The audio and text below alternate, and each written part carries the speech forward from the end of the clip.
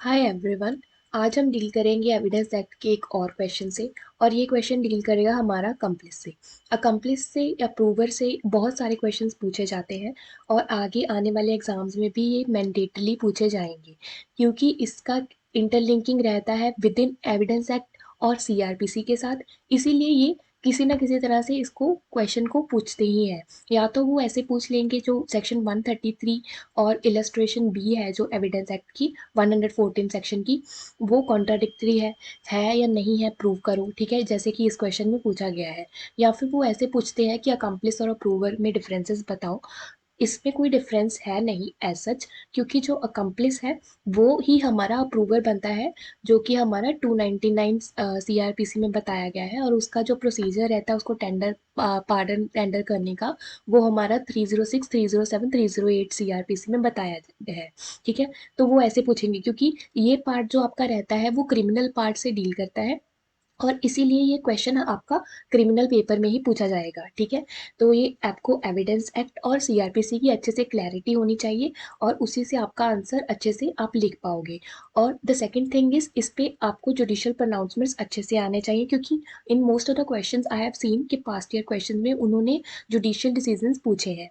ठीक है, और बात ये भी है कि आपको इसका जो वर्ड टू वर्ड, आपको हर वर्ड का मीनिंग अच्छे से क्लियर होना चाहिए, क्योंकि इस पे इन्होंने प्रोपोजिशन भी पूछे हैं। जैसे इन्होंने ऐसे पूछ लिया था कि अगर कोई इंसान था जिसका क्रॉस एग्जामिनेशन नहीं हुआ था और वो अप्रूवर बन गया था, और उसके बाद क्या हुआ, क्या उसकी डेथ हो गई। ठीक है, अगर उसकी डेथ हो गई है कि तो क्या उसकी जो टेस्टिमनी उसने दी थी जो कि विदाउट क्रॉस एग्जामिनेशन थी, क्या उसको हम यूज़ कर सकते हैं नहीं कर सकते। तो आपको ये आंसर आपका with relation to section 32 and 33 of Indian Evidence Act बताना पड़ेगा। ठीक है, तो ऐसे वो क्वेश्चंस पूछेंगे आपको। मेन जिस्ट आपको अगर क्लैरिटी है 133 एविडेंस एक्ट की और इलस्ट्रेशन बी ऑफ सेक्शन 114 की, तो आप अच्छे से लिख पाओगे। ठीक है, तो with in this question it self I have dealt everything. ठीक है, जो आपका छोटा पार्ट जो सीआरपीसी में डील करेगा, वो हम बाद में करेंगे किसी और क्वेश्चन में, जब हम अप्रूवल का क्वेश्चन करेंगे या फिर पार्डन का क्वेश्चन करेंगे। ठीक है, बट इस क्वेश्चन में वो रिक्वायर्ड नहीं था तो मैंने नहीं किया है। सो ये क्वेश्चन यही कह रहा है कि जो सेक्शन 133 है वो तो बोल रहा है कि जो अकम्प्लिस है वो कॉम्पिटेंट विटनेस है, और उस पे उसकी जो टेस्टिमनी होगी उस पे कन्विक्शन किया जा सकता है, और वो इलीगल भी नहीं होगा। क्यों? क्योंकि वो अगर वो अनकॉरोबोरेटेड टेस्टिमनी पर भी वो प्रोसीड करता है। ठीक है, मतलब कि अगर उसका उस अकम्प्लिस का हमने करोबोरेशन भी नहीं किया, और उस पे उसके बेसिस पे अनकॉरोबोरेटेड टेस्टिमनी जो है उसके बेसिस पे ही हमने कन्विक्शन कर दिया, तो वो इलीगल नहीं रहेगा। ये हमारी पूरी वर्डिंग सेक्शन 133 एविडेंस एक्ट की है। ठीक है, बट जो हमारा इलस्ट्रेशन बी है जो सेक्शन 114 का है, जो हमारा जनरल प्रिजम्पशन रहता है, जनरल मे प्रिज्यूम का है, उसमें बोला जाता है कि कोर्ट जो है वो मे प्रिज्यूम करेगा कि जो अकम्प्लिस है ना वो अनवर्दी है क्रेडिट का। मतलब वो अकम्प्लिस पे एतबार नहीं किया जा सकता है unless he is corroborated in material particulars, कि उसके जो मेन एस्पेक्ट्स हैं अगर उसको कोरोबोरेट नहीं किया गया तो उस पर एतबार नहीं कर सकते। सो ये बोल रहा है कि कोरोबोरेशन करना ही करना है, तो कोर्ट में प्रिज्यूम करेगा। ठीक है, तो ये बोल रहा है क्वेश्चन कि ये दोनों तो कॉन्ट्राडिक्टरी लग रहे हैं, तो इसको आपको एक्सप्लेन करना है with respect to judicial decisions. ठीक है, तो let us see the answer. सबसे पहले तो ये मतलब आपको वही हेडिंग उठा के चिपका देनी है जो आपका सेक्शन 114 इलस्ट्रेशन बी बोल रहा है, अब वो 119 ऑफ भारतीय साक्ष्य अधिनियम है।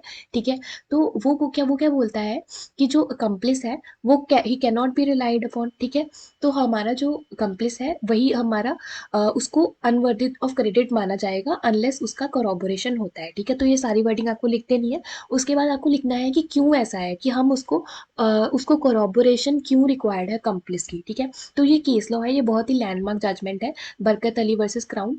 इसमें बोला गया था कि जो कंप्लिस का जो एविडेंस है या स्टेटमेंट्स है उसको बहुत ही कॉशन से लिया जाना चाहिए। क्यों? क्योंकि उसमें इनहेरेंट डिफेक्ट्स होते हैं, और वो इनहेरेंट डिफेक्ट्स क्या होते हैं? सबसे पहले तो उसके पास मोटिव है। ठीक है, क्योंकि वो क्या वो कंप्लिस है। ठीक है, उसको सब पता है उसके बारे में, और वो क्या कर रहा है कि मतलब उसको ना उसको पार्डन चाहिए, और वो पार्डन चाहिए होती है, तो आप बोलते हैं ना कि मतलब ठीक है मैं अपना गिल्ट भी उस पे ऐसे डाल दूंगा, कोई बात नहीं मुझे तो पार्डन मिल ही जाएगी। तो उसके पास ऐसे इवल मोटिव है, ठीक है। और वो खुद इमोरल पर्सन है, उसने खुद क्राइम कमिट किया, क्योंकि कंप्लेस का मतलब ये होता है कि जो उनके साथ कंपनी कर रहा था during the crime was committed, ठीक है। तो वो खुद एक इमोरल पर्सन है, but he has become an approver now. बोल दिया है ना कि यहाँ पे पार्डन आएगा, उसको पार्डन पार्डन दे दिया गया है ना। तो इसीलिए वो मतलब जो प्रोसिक्यूशन होगा वही उसी की थ्योरी को सपोर्ट करेगा, है ना। क्योंकि वो बोलेगा कि हाँ मतलब मैंने तो ये बोला था कि अगर मैं ये सब बता दूंगा तो आप मुझे पार्डन दे दोगे, है ना। तो प्रोसिक्यूशन वो जो बोलेगी वही बोलने के लिए वो वही बोलता रहेगा, ठीक है। इसीलिए उसकी जो टेस्टिमनी है it's not reliable enough. All right. और ये जो अप्रूवर, अगर इस पे क्वेश्चन आता है तो आप अप्रूवर में जाओगे, और अप्रूवर का सेक्शन 299 सीआरपीसी उसमें बताओगे, जो कि अब 84 बीएनएसएस हो गया है, ठीक है। और also you will give the references about section 306, 307 और 308 सीआरपीसी, और उसके जो भी रिस्पेक्टिव प्रोविजंस है इन बीएनएसएस, ठीक है। तो उसके बाद क्या है कि जो हमें बता देना है कि 133 जो एविडेंस एक्ट है वो क्या बोल रहा है, ठीक है। अब जो 138 बीएसए हो गया है, ठीक है।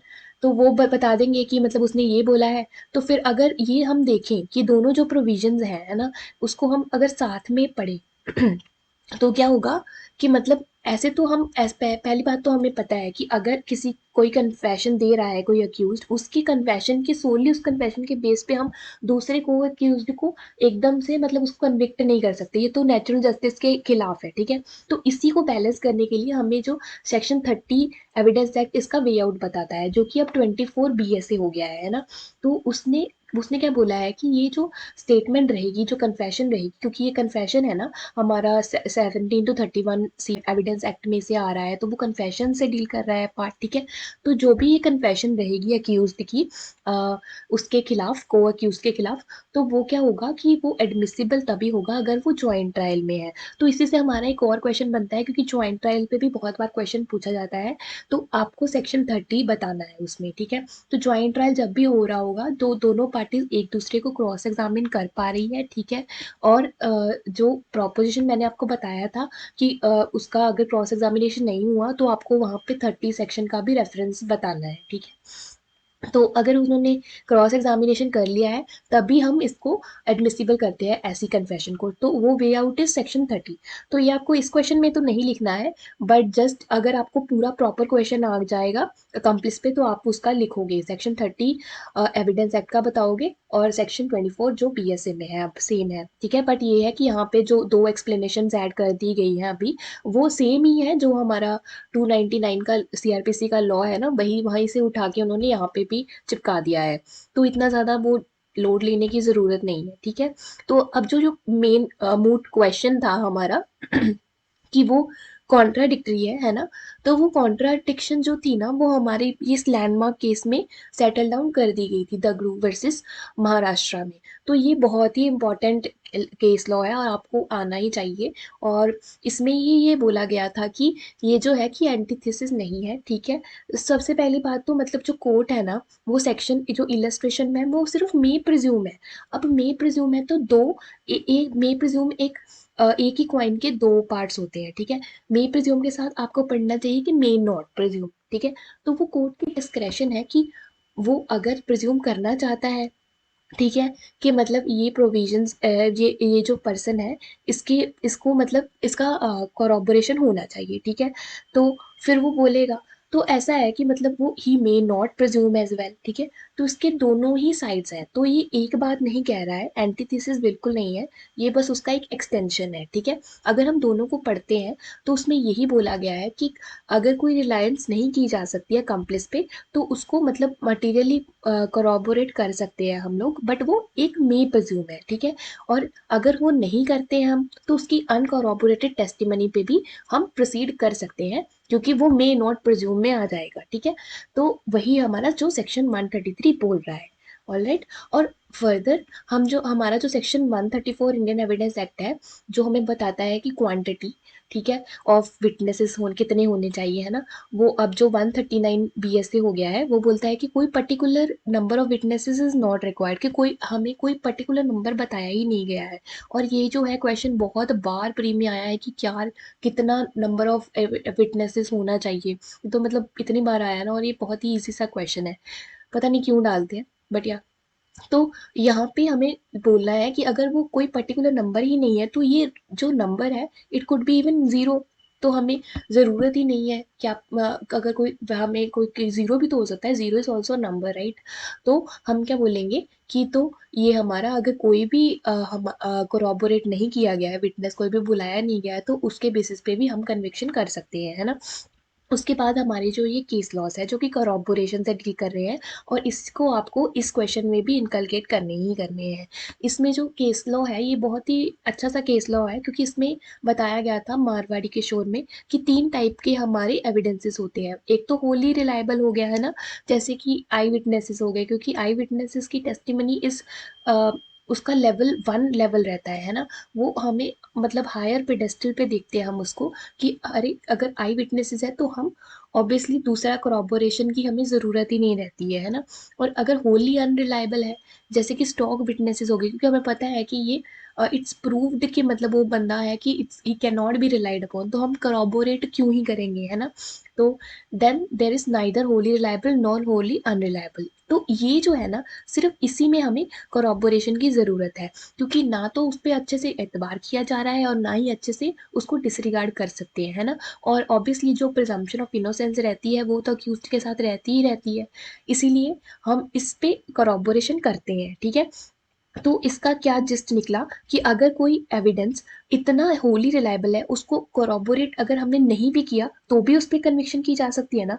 तो यही तो हमारा 133 के बोल रहा है इन एविडेंस एक्ट का, कि अगर वो हमारी टेस्टिमनी इतनी रिलायबल हो गई है, मतलब हमारा पूरा का पूरा जो सर्कमस्टांसेस है वो पूरे उसको गिल्ट को ही प्रूव कर रहे हैं जो अक्यूज है, तो हमें वहाँ पे कोरोबोरेशन की ज़रूरत नहीं है, and we can even proceed upon uncorroborated testimony, alright. और ये भी हमारा वही वही बोल रहा है, ये हमारा अगेंस्ट के वो है प्रिजम्पशन, कि अगर मतलब वो अनरिलायबल है और हमें वहाँ पे करॉबोरेशन की ज़रूरत नहीं, क्योंकि वो एविडेंट है कि वहाँ पे मतलब पूरा ही अनरिलायबल है, and why should be go for corroboration. तो ये हमारा दूसरा पार्ट हो जाएगा, उसी का दूसरा पार्ट हो जाएगा क्वेश्चन का, ठीक है। तो ये हमारे दो हो गए, तो इस पे हमें करॉबोरेशन की ज़रूरत नहीं है, इस पे हमें करॉबोरेशन की ज़रूरत है, ठीक है। तो वहाँ इसमें बोला गया था काठी बीमाबाई, ये भी हमारा गुजरात का ही केस है, तो दोनों ही गुजरात के केस है। तो इसमें बोला गया था कि अगर वो सॉलिटरी आई विटनेस है ना, वो इतना रिलायबल है, दैट इज होली रिलायबल, यही हो गया ना, ये होली रिलायबल है। तो होली रिलायबल अगर हो गया तो यहाँ पे हम corroborate नहीं करेंगे, है ना। अगर हम corroborate नहीं करेंगे तो उसी पे अगर हमने टेस्टिमनी पे जजमेंट पास कर दिया है, कन्विक्शन पास कर दी है, तो we can even proceed upon that, alright. तो यही आप इसको फिर इसको बता दोगे कि above all three judgments conclude कि ऐसे हम कर सकते हैं, एंड देन जो ये है हमारे सेक्शंस, ये दोनों एंटीथेसिस नहीं है और कॉन्ट्राडिक्टरी नहीं है, और एक ही बात बोल रहे हैं, जस्ट द मियर एक्सटेंशन, ठीक है। तो वो आप बता दोगे। So that's it for today. All right guys, thank you, take care.